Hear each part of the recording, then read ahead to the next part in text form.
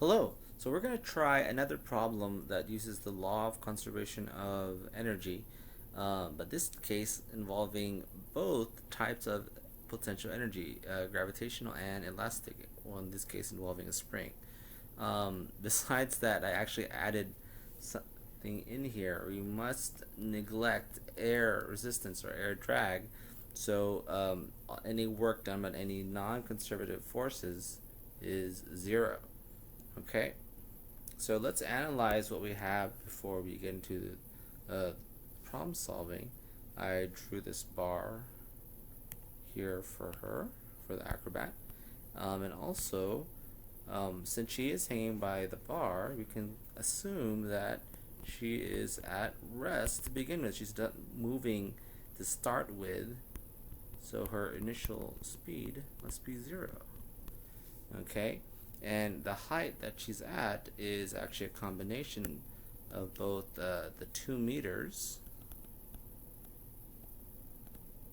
and the d that we're looking for, and this is the initial gravitational potential energy, and it's actually a combination of a certain height. It actually extends down to the bottom, and we're going to take this bottom, even though it doesn't it's not supposed to compress the spring into non-existence, but we're going to use this bottom as our final position.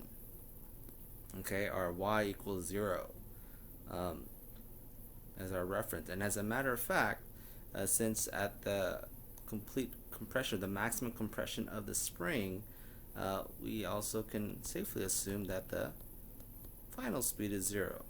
Okay, and that will actually help us simplify the problem a lot later on. Okay, so let's see what we're given. Things that we will all need to solve this problem. 50 kilograms, height of 2 meters, K constant that is quite considerable, 8,000 newtons per meter.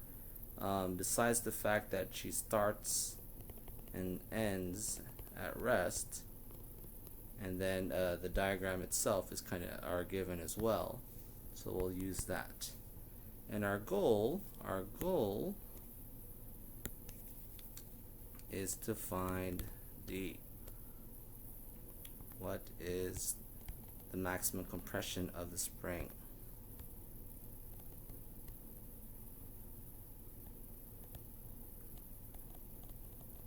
And so we're going to use the law of conservation of energy, and I'm going to explain this as I go along, all the algebra that's going to happen. And we're going to even use an old school algebra technique, which should be familiar with a lot of you. Okay, now the law of conservation of energy states that all the total sum of the energies to begin with should be the total sum at the end. Energy is neither created nor destroyed, so it can be transferred from one object to another or transformed to one type of energy to another, which is in this case true.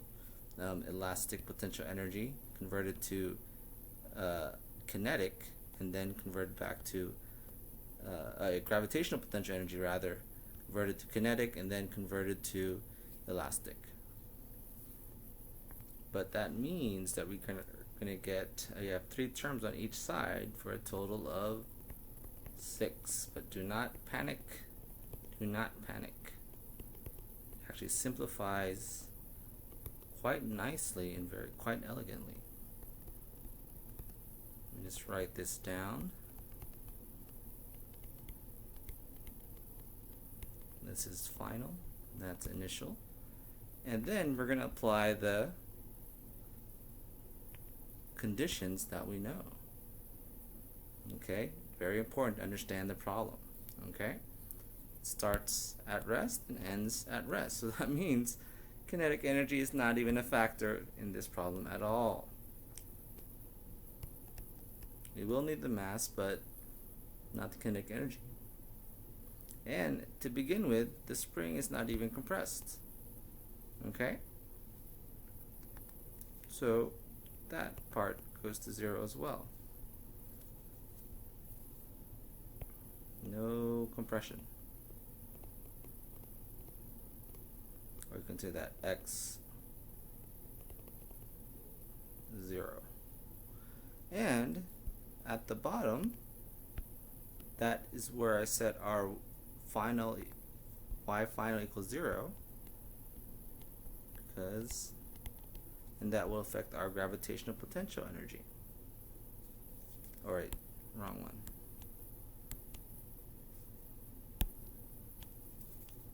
That one. Okay, because our final position or final height is 0. So we're only left with two terms, really. That one and that one. So what do we have? Okay, so we have 0 plus PE, initial gravitational potential energy. That is also 0. Almost wrote something there. Plus 0, a lot of zeros. Okay, and honestly, I don't even need all those zeros.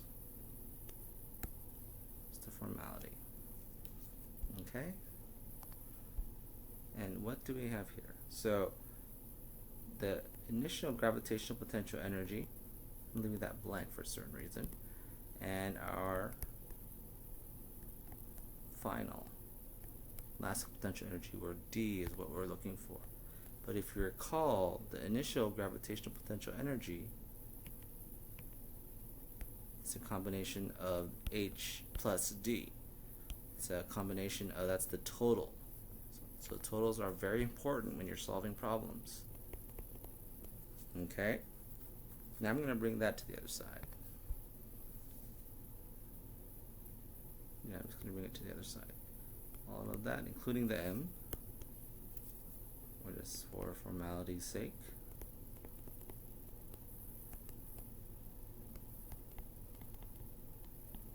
Okay.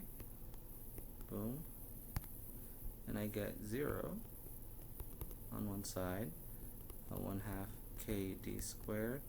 I'm going to go ahead and distribute that. It distributes the minus sign as well. Minus mg. I'm going to put the d first. I can flip h and d, it doesn't matter inside because it's addition. mgh. And there's a certain reason why I'm doing that. And hopefully it becomes clear as I write this equation down.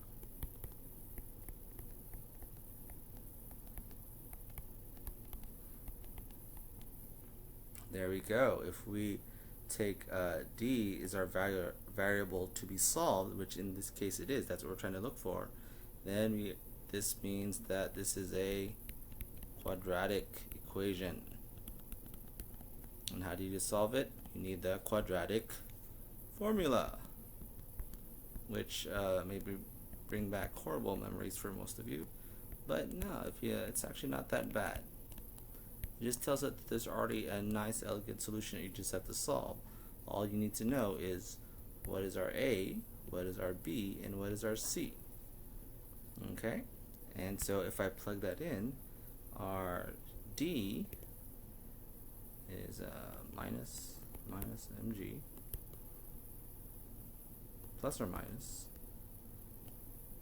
mg squared. This is going to be interesting to write down.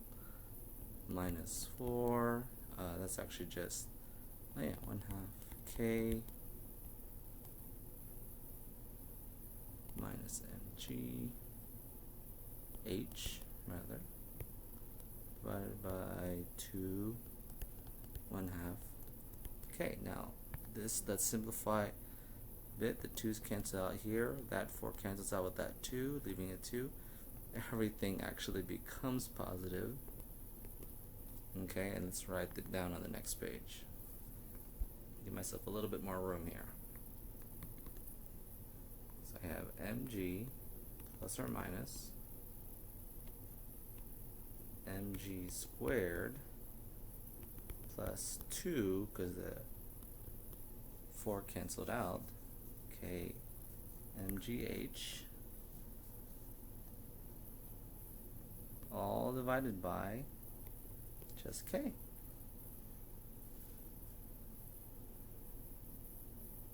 And then it's pretty much plug and play.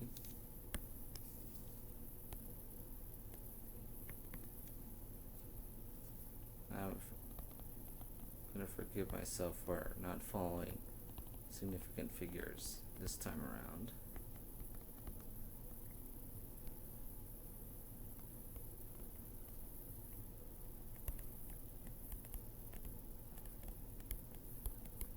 definitely a lot.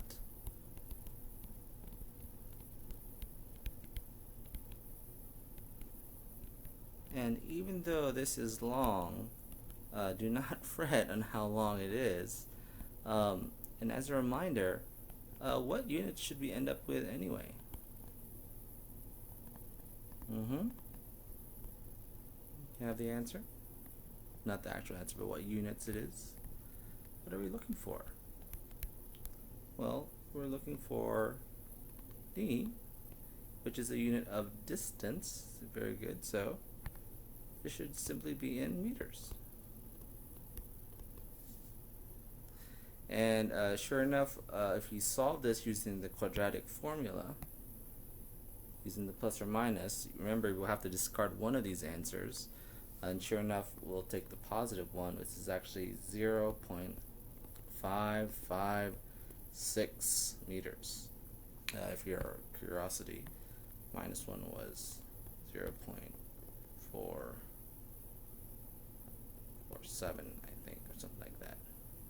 But we will not use that one. Talk about compressing it to non-existence. But this is the answer, and it's the one that even makes sense as well. It compresses a fairly large spring, with a 50 kilogram and at a certain height, and it compresses it to about half a meter. Okay, so hope that helps.